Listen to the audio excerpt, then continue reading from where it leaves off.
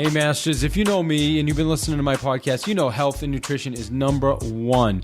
Check out AdvoCare products. I am a distributor. Go to livelongersmarter.com. We got everything you could imagine for your health and nutrition goals. If you're interested, at the end of the podcast, at the very end, there'll be more information on the products. Also, LandVoice is one of our sponsors. They have amazing services. If you need leads, please check out LandVoice for FSBO, expired, circle prospecting, a dialer, whatever you need. Go to davidihill.com. Affiliates, you can click the LandVoice link and all of the special opportunities will be there.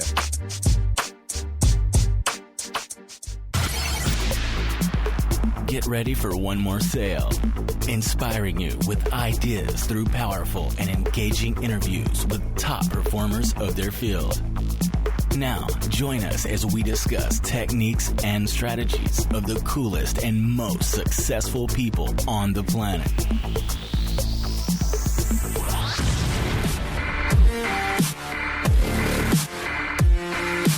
The difference between committed and interested is I'm willing to do whatever it takes, regardless of my emotional state, to go out there and make this happen. You got to be willing to live like nobody else and do what nobody else does, so then eventually you can live like nobody else is able to live. So if you're not willing to commit suicide on anything that doesn't align with what you want in this life, you're never going to become a champion at it. What up, Masters? Welcome to another episode of Path to Mastery. And guys, this week we're bringing you GSD Mode's Joshua Smith. Listen, I don't know if you're familiar with this guy's podcast. I've been listening to it for about a year. I mean, he just kills it. He brings on amazing guests. And the guy's massively successful, running 7 businesses. He's got this podcast. He's got a real estate team that's doing 400 transactions. And the guy is just focused, my friends. When I talk to this guy, I've listened to his interview now 4 times. It's just inspired me. I mean, this guy's got like a process or a structure, a routine for everything he does in life. It's brilliant. And you know, when you dissect these interviews that I've done with all these successful people, I think you're going to see that in common is the majority of the really, really successful people, they all have a very disciplined, structured process and structure, you know, with their time and who they spend time with and who they let in their world. It's so common. Listen, this interview is phenomenal, and he just talks to us about, I mean, he's got so many nuggets. I'm pumped. Obviously, I'm pumped. I can't wait to share it with you guys. I've listened to it, like I said, 4 times. I'm probably going to listen to it again. And he also reminded me of one of those old quotes from Bruce Lee where Bruce said, you know, I don't fear the guy with 10,000 kicks. I fear the guy with one that's done one kick 10,000 times. And I think that's what it's about. It's about mastery, guys, on our path, right? This podcast is I don't think we're ever going to achieve. It's not like one day we're going to show up and you're going to put on a podcast and say, okay, I'm a master. No, it's a continual, constant path to mastery. I don't think we'll ever become masters. We're just going to keep moving along on the path and getting better and better and more efficient and learning another tool and another tip. And that's the purpose, guys, of Path to Mastery. Listen, enjoy this interview. It's really, really brilliant. And this kid, check out his podcast as well. Real estate. You guys know I do real estate, Central Massachusetts.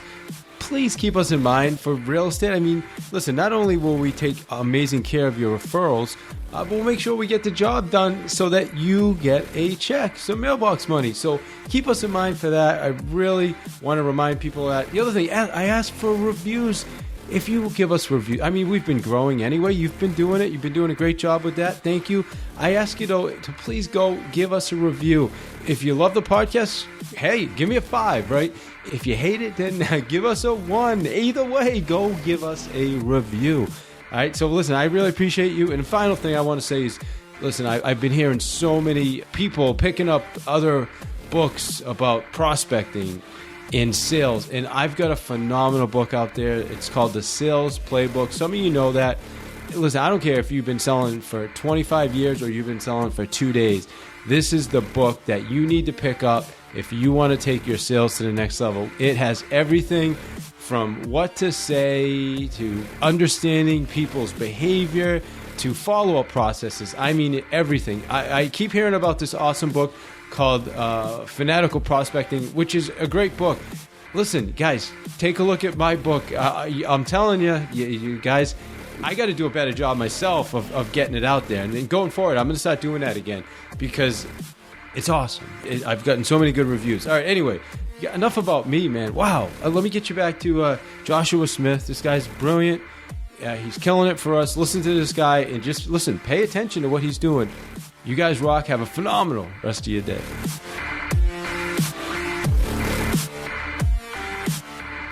Hey Masters, welcome to another episode of Path to Mastery. And as you know, I go out and I find you the best of the best. And no exception at all this week. We went out and we got you GSD mode, Josh Smith. What's up, Josh? Yeah, what's up, my man? Thanks for having me, man. Honored to be here, dude. Yeah, it's definitely an honor to have you, man. It's funny. I do in my podcast, I have people all the time that say, hey, you know what? We love your podcast. You got to check out this guy's podcast. And I've heard so many people have recommended your podcast, and I started listening to it, and it's just phenomenal. So, hey, man, I appreciate you spending some time with us.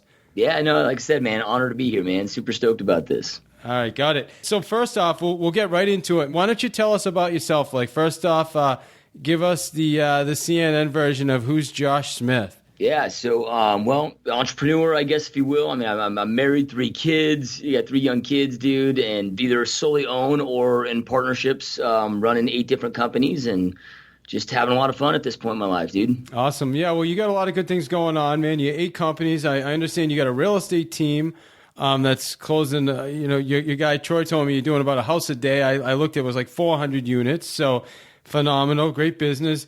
How the heck are you doing that? 8 companies and doing this awesome podcast all at the same time? Yeah, I get asked that question a lot, man. So it's one of those things where the real estate company, and then, last year we did, what we do, like 103 million in gross volume production, 480 units. And this year, our company really just took off. The last 4 months of last year, we made some strategic changes, and this year we're on track to over double our production from last year. We just made some really good right changes, and my 12th year of real estate. And one of these things where, I heard a statistic, heard something that your average millionaire has 7 companies or 7 streams of income, but I think people it's not these 7 streams of income that made them their million, right? Or whatever that looks like. It's like you have one focus. You make that one focus uber successful. You build the right team around you to get to the point where then you got businesses or a business that's growing without your involvement. And then you can focus on the other things. So I didn't start a second company till God, I had my real estate company, I think, for 7 or 8 years before I started my second company. But it got to a point where, here's the crazy thing about life, man, is a lot of this stuff just kind of happens on accident, right? Like, I didn't really plan on a lot of the stuff that just happened. My original goal was I'm just going to crush real estate and keep it going. Well, I developed this epic team around me, started to win a lot of awards, getting voted, as the 30th top realtor in America by the Wall Street Journal, and asked to speak on a lot of stages. And so next thing I know, I'm getting asked and reached out by a lot of people if I would coach and consult. And at first, I didn't really have an interest in it, but then eventually I was getting kind of bored, to be honest with you, in my real estate business, because it was, I've always been an entrepreneur. My father owned and operated health clubs when I grew up. Like, I've never looked at myself as a realtor. It's always been, hey, I'm an entrepreneur. It just happened to be real estate was the first venture I got involved in. So I knew from day one I wanted to create a business that could operate without my involvement, and that's always my goal, is to get involved with something until I can create great people around me where I can step out and have that then exist without my involvement and hopefully grow without my involvement. So the key to that is really the people, though, right? You got to find those talented people that can take over that business, right? And you leverage it. Is that what you... Well, that's one component to it, but people are not what make a company great, and I think that's that's a part of what makes a company great. But the reality is, if you don't dial in your processes, right? So here's you always got to have you got to have a great product. So from real estate, obviously we know the product's proven, people want it and need it and all of that. So then from there, I got to master my processes, right? So my processes are my presentations, my lead gen, my lead follow up, every element that it takes to go out there and get paid, right? So then I master and dial in my processes, develop these world-class processes. Then I need to develop systems around these processes. Systems then ensure that the processes happen over and over and over without you can always duplicate the same result that's scalable, can be taught very quickly. Then from there, people come into the equation, right? But if you don't have great systems where then people can follow your systems and duplicate the result, great people will fail you. Gotcha. So when entrepreneurs come to me and they're like, oh, dude, the hardest thing is to find great people. If you want something done right, you got to do it yourself. all instantaneous. I know they just have shitty processes, right? Like, I mean, that's all that that's saying is they don't have the processes and systems together. Because again, I don't care how great somebody is, if they don't have processes with proven systems to duplicate that success, they can never show you their greatness. I agree with you 100%. And I think the systems obviously in the processes are going to come first, but eventually you're going to need to find those talented people or you're just going to have a lot of jobs, right? And I'll tell you what, I don't want 7 jobs. I want, rock stars that are running these companies for me. Yep. Yeah, well, I mean, it becomes like a 3-legged stool, right? You remove one leg and then the stool falls over, right? So, yeah, your trust equals capacity, right? So at some point, you can only do it all. But that's how it starts. Like, you look at real estate, for example. I mean, you hit these capacities. My first year, I did 48 transactions. Got to a point where I'm like, there's not enough hours in a day, right? I had to go out there and expand and do something. So I hired an assistant, right? And then that took me to 100+ transactions. Then I hired hire a buyer's agent. That took me to the next level to eventually, right? Then I'm hiring office managers. Then I'm hiring recruiters to the point. Then we hire an agent trainer. So I'm able to, like I said, totally step out of that and then go focus on the next venture. So yeah, I mean, it all has to come together. So clearly, I mean, you've figured out the real estate game and you're always growing, always learning. I listen to your podcast, you're learning based. Something you said earlier, you said, you're about to make, and I'm going to back up a little bit, and I do want to talk about the podcast too. You said you made some really good changes, some really good changes are coming that's going to double your business. Tell us about that. We'd love to hear about that. I've just, over the years, the last couple years more so than any, I've found that most of success, dude, comes from elimination, right? Not addition and elimination. And it's really just breaking down your business, dissecting it. Literally just break it down, dissect it, and really find out those key things that are producing massive results. And there may be other things that are getting you some results, but you got these few things that are just getting you massive results. And then just stripping everything else away and just focusing on a few things. It's to become successful. It's not focusing or doing 1,000 things. It's doing a few things brilliantly 1,000 different times. And we really just identified those.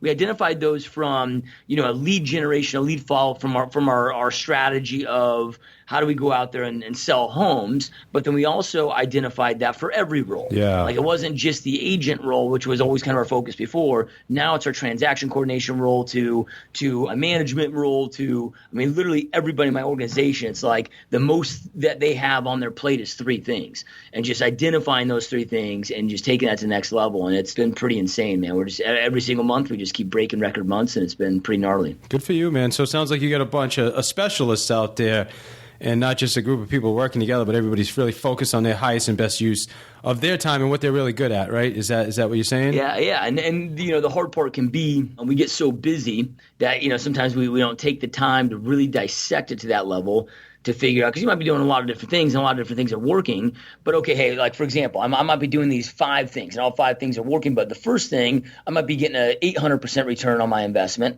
And then the 5th thing might be a 350% return on my investment. Well, if I can ditch the 3rd, put all that energy into the 800% or whatever ROI, we've got to take the time to really reflect. So, but how I did that was, it's so funny, dude. I was just having a conversation with a good friend of mine about this. When I first got started in business, dude, my business plan was always just to outwork everybody. It was like, dude, I'm just a workhorse. I don't need to eat. I don't need to sleep. Like, I'll just grind and grind and grind and grind. Not saying that. There's always a point in your life where the grind and the hustle is necessary. Now today, it's been just kind of become this like fad word that people think sexy, but I don't know if they really know what the grind is. But then it gets to a point, dude, where I don't know. I think it can be your virtue, but it can be your biggest vice. And got it. Yeah. So common. Yeah, I've never had an issue. I've never had an issue with burnout. But what I find is, the less I work, I don't want to say the less that I work, the more successful I become. But the reality is, if you don't take a pause and if you don't reflect on this, so when I say the less I work, I think we're always thinking about our companies. Like, there's no shut off switch for this.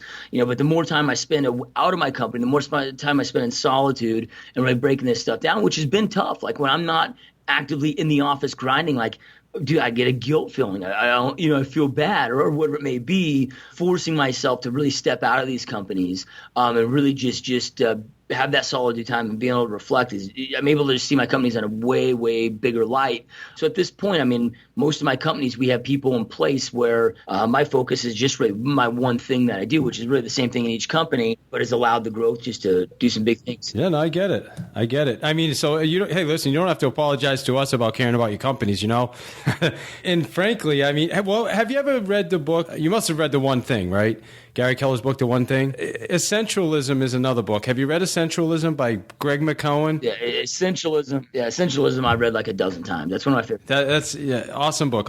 And essentially that's what you're talking about. I do want to talk about your podcast though, man, because again, that's how I think how we got connected, because I wouldn't even know who you were if it wasn't for your podcast. I'm on the other side of the country. How did you get started in the podcasting world? I mean, it all comes down to getting yourself known, right? So you got to, I don't care how good you are or whatever you do, you got to have people that know who the hell you are, right? Podcasting became about that, dude. I mean, well, I should say there's a couple reasons. One of the reasons that really attracted me to podcasting compared to, there's a lot of different ways to get your name out there. But one of the reasons, instead of just creating a massive YouTube channel where it's, I can go out there and do other ways to get an audience. Podcasting specifically, though, with interviews attracted me just because it gets to a point where success can be a lonely world, right? So you get to a point where, we've all heard the saying that you're a result of the 5 closest people you spend the most time with. Well, you very easily can kind of outgrow those circles. But then you're like, okay, dude, I want to hang out with dudes that are making, $100 million, who have a net worth of $100 million plus. Well, it's not like you just call them up and say, hey, can I pick your brain and take you to a cup of coffee? And not saying that I'm at the level that a lot of my mentors are at this point. I'm striving hard to reach them there, but I don't have time. If somebody calls me up and says, hey, I want to pick your brain, or can I have a cup of coffee? Or, hey, I got 5 minutes? Right? It's like, no, my time's worth $42 a minute. Dude, I don't have 5 minutes, bro. Like I can barely see my kids at times. Like, so part of it, dude, was I wanted to be able to develop relationships and reach up and pick the brains of my mentors. I just recently had a guy on the show, dude, that makes $36,000 an hour 24/7, and he's been a guy I've really looked up for a lot of years. Well, it's tough to get that guy's time until I knew if I built an audience that was big enough, and I could then give back to the guests by getting their messages out. We did, he was doing a new big book launch, so I pre-ordered 100 of his books, had him on the show. We did a big giveaway for his show because we're 140,000 plus monthly listeners now between YouTube, iTunes, Stitcher, all the mediums that we're on.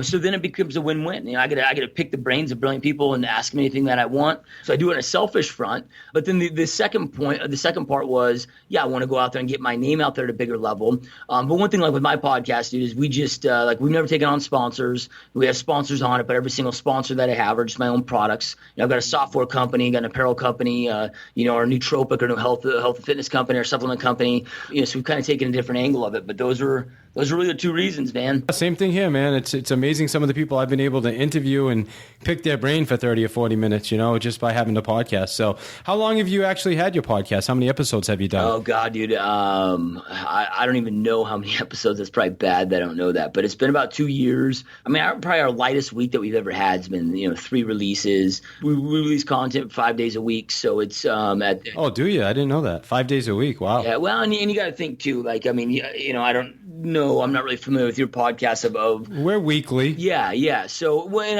as far as if it's one type of client specific or so with mine, we're in really 3 different spaces, right? I'm in the where I have one area where we just interview realtors. We have another area where we interview entrepreneurs from any type of a field, just successful entrepreneurs. Yeah. And then health and fitness experts. Whether it's from top physicians to writers for Ironman magazine or top authors in that space, whatever it may be. When you're playing in 3 different arenas like that, man, it's with any podcasting, dude, it's content, man. It's like you got to be pushing out a shit ton of content constantly. We're primarily focused on real estate, but I do interview a bunch of best-selling authors, and Jay Papasan, Gary. I haven't interviewed Gary yet. He's on my list. Obviously, you. I don't know if you know Toby Salgado. Just interviewed him last week, and all kinds of cool people. But anyway, so let's talk about that, though. With all the successful people you interview, what do you see? What are the commonalities between people that are operating at that level of success? I think that there's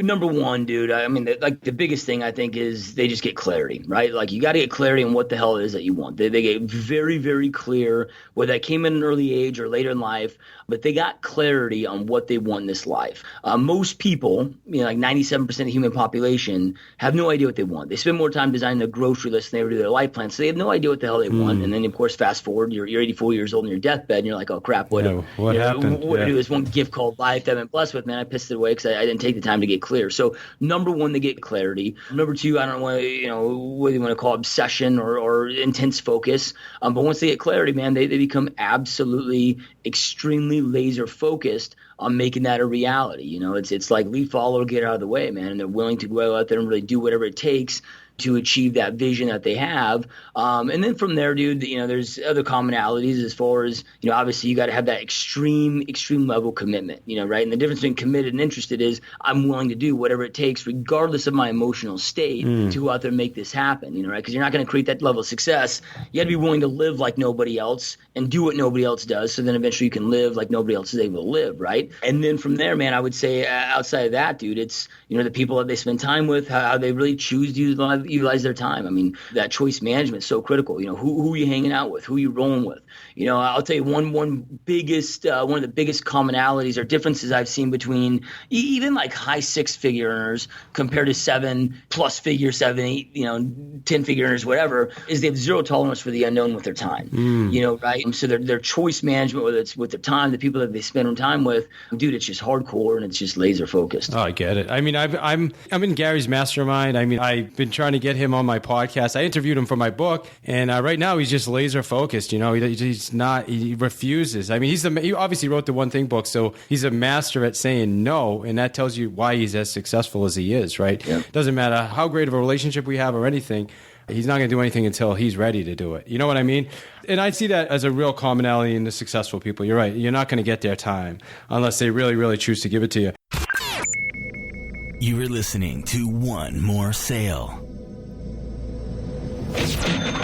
So the other thing I was going to talk to you about is, with the interviews, do you have any kind of I know with me, I interviewed Chris Voss. He was the lead FBI negotiator for 25 years. He's the guy that you see on CNN, and he was just an awesome negotiator. Wrote a book called Never Split the Difference. Just a really cool interview. We were able to kind of go back and forth with negotiation. Do you have any interviews like that were kind of like a favorite interview, or maybe in your top 5 or 10 that you want to talk about? Oh man, it's of course I'm sure you get this all the time too. Is like, what's your favorite interview? Man, it's so difficult because so many interviews are so amazing for so many different things. Oh, absolutely. I don't know, probably the first year I did my show, I had this guy named Jeffrey Slater on who just challenged me in a way that through his interview, just through the questions that this guy was this Uber. His father was actually the CEO and founder of Odesk, right? So he comes obviously from a very, very successful entrepreneurial family. But then he didn't go work for his dad. He decided to go do his own thing, and he wanted to go out there and prove himself, and created this epic, amazing company, sold it, made an ungodly amount of money, but then was just miserable to the point where he almost committed suicide.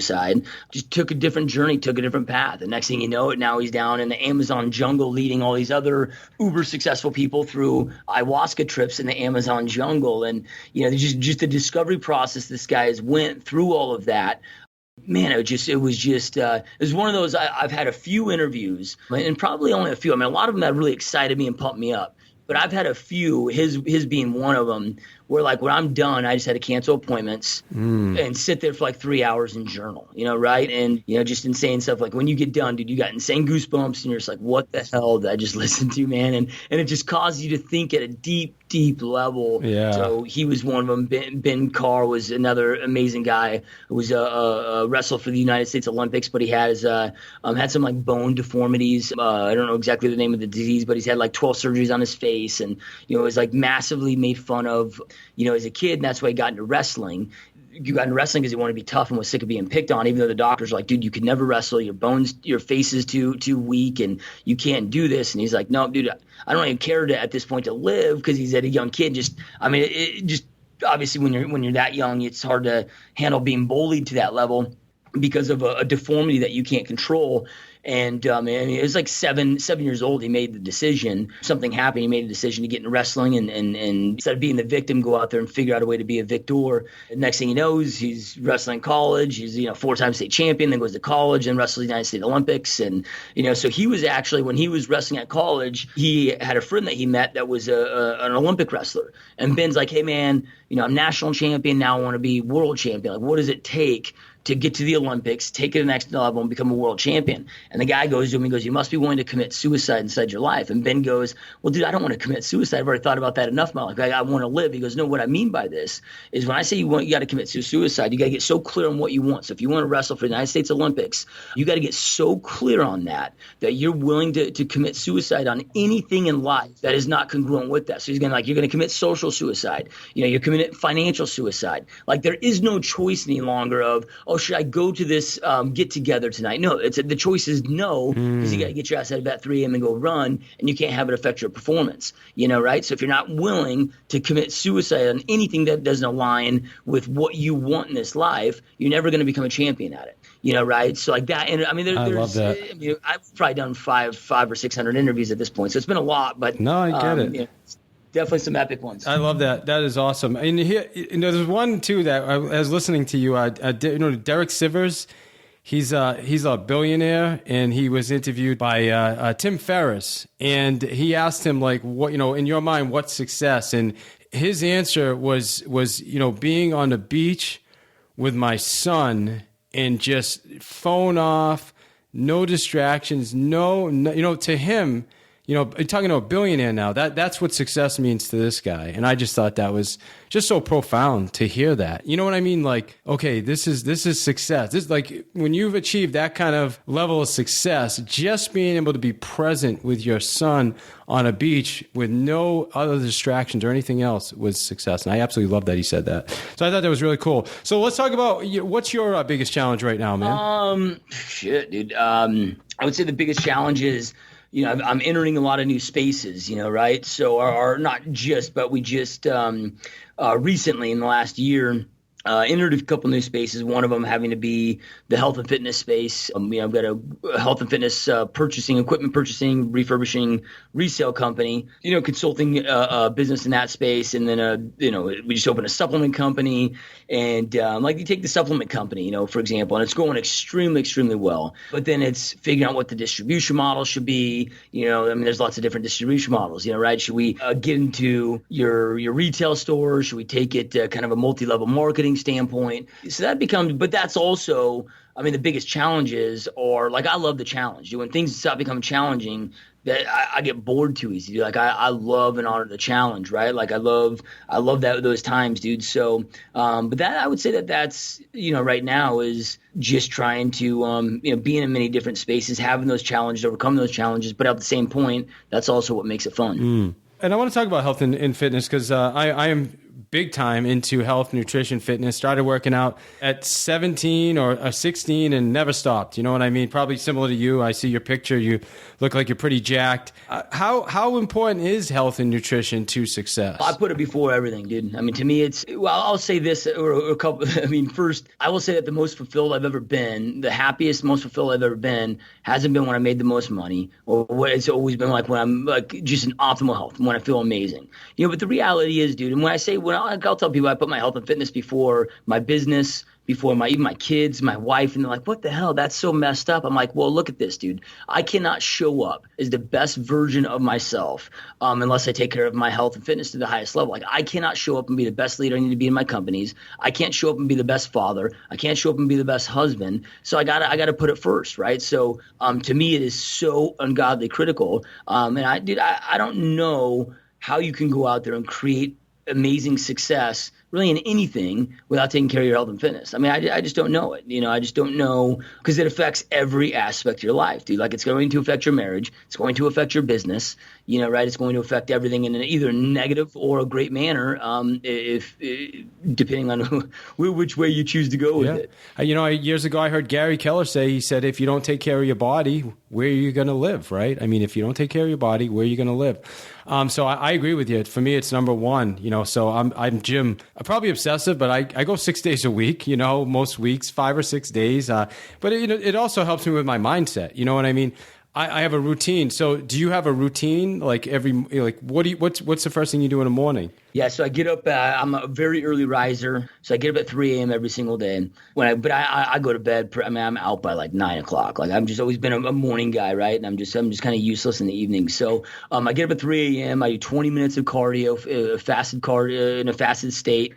Plug in my earbuds. So I crank out 20 minutes of cardio every single morning on my treadmill at my house. As soon as I get done with that, then I have a 20-minute meditation routine that I go through. And then I'll do some journaling and whatever I need to do there. But then from there, I jump right into the most important thing that I need to do that day for my business. So like this is like 4 a.m., dude. I'm knocking out the most important thing that I need to do that day to make today a win in that business. It's kind of goes back to Brian Tracy's "Eat Your Frog," right? Like I want to get the most important thing done first. Then I get that done. Then I'll take all my supplements that I take in the morning, which is, a lot of different stuff that I take there. Then I eat breakfast. Then I actually, after that, help get my kids ready for school, drop our kids off at school. My wife and I work out. We go resistance train at that time.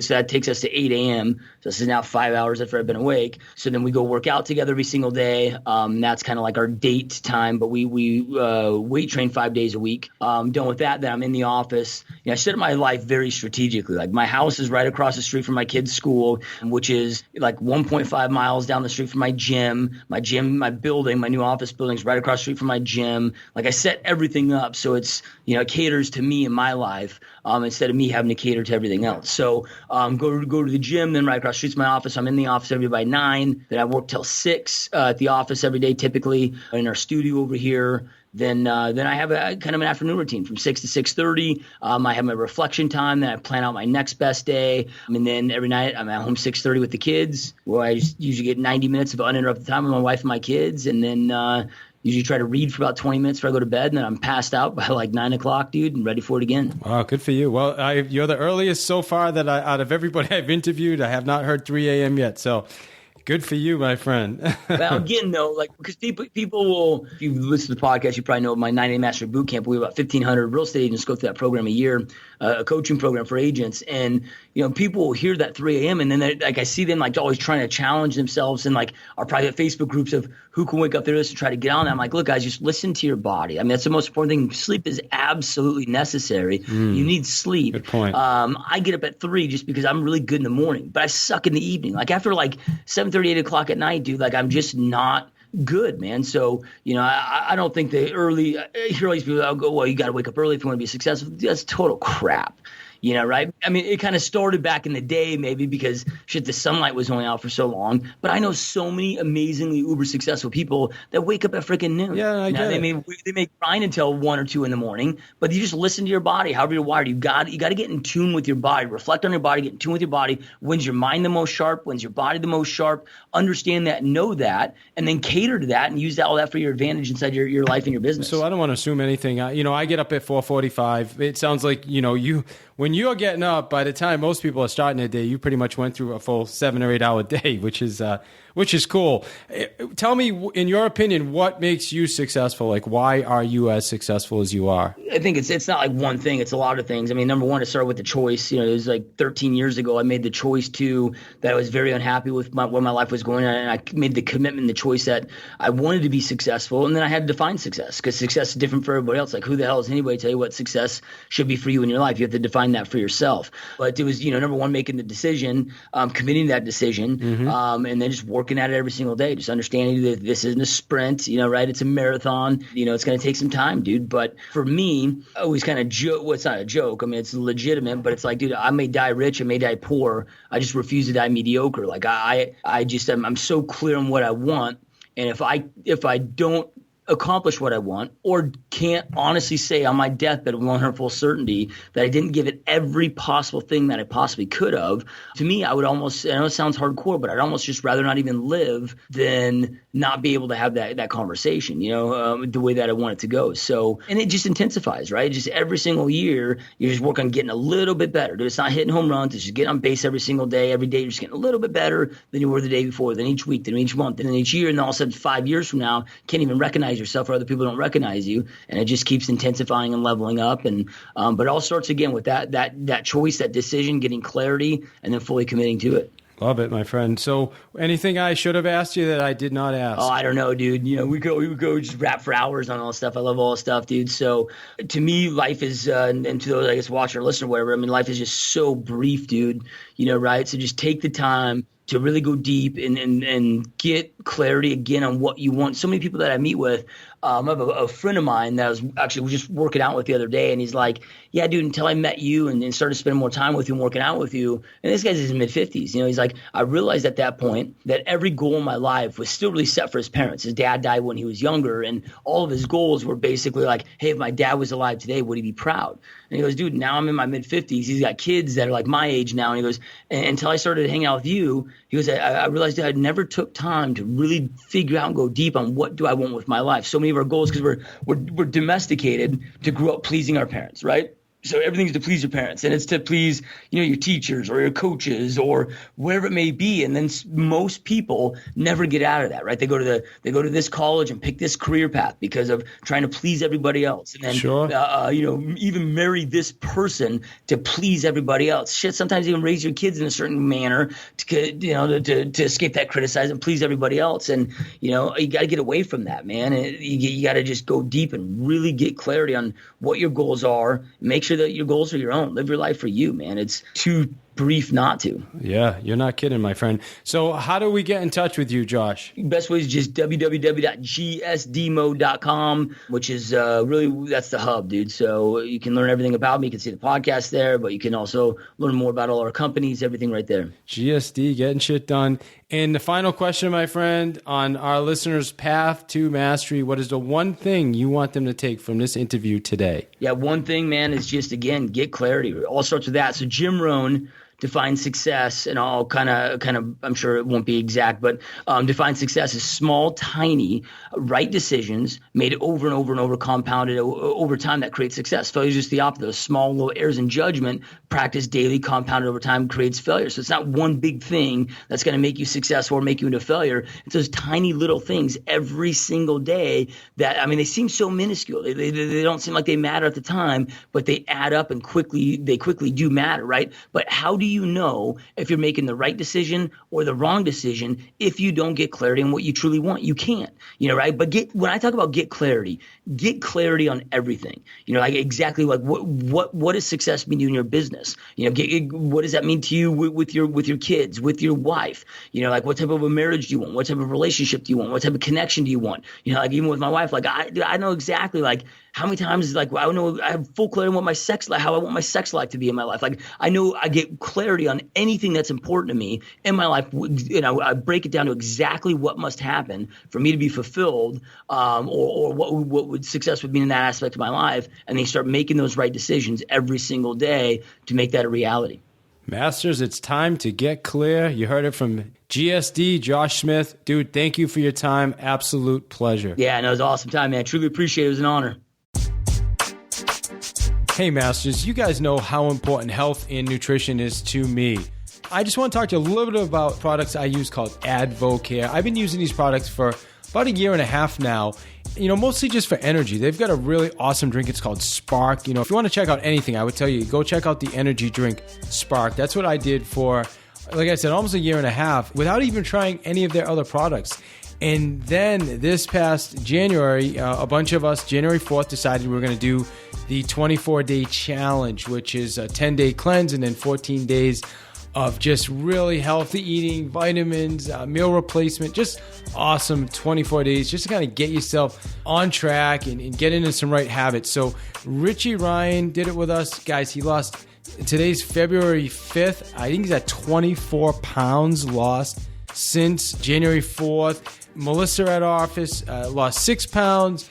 Min at our office lost 5 pounds. Guys, listen, it's amazing. Regardless, if your goal is losing weight, my goal wasn't losing weight. I did the challenge just so I could experience it. And, I lost a few pounds, but now I put some weight back on because I started using some of the supplements and the protein powder and all the other stuff. So now I've gained about 3 pounds of muscle and just feel awesome. My energy's through the roof. So whether you're looking for energy or you're looking for just wellness, they've got some amazing green products that I love taking before I go to bed. Or if you're looking for performance, athletic products, we've got the athletic performance products. And then just active, if you're an active adult, maybe getting a little older in the age and you want to just keep everything working the right way and functioning. Listen, Gary Keller said it best. If you don't take care of your body, where are you going to live? And I just love that. So, hey, I just ask you to check out AdvoCare's products. I'm a distributor, so I'd love to help you, talk to you about your nutrition and health goals. You go to livelongersmarter.com, livelongersmarter.com.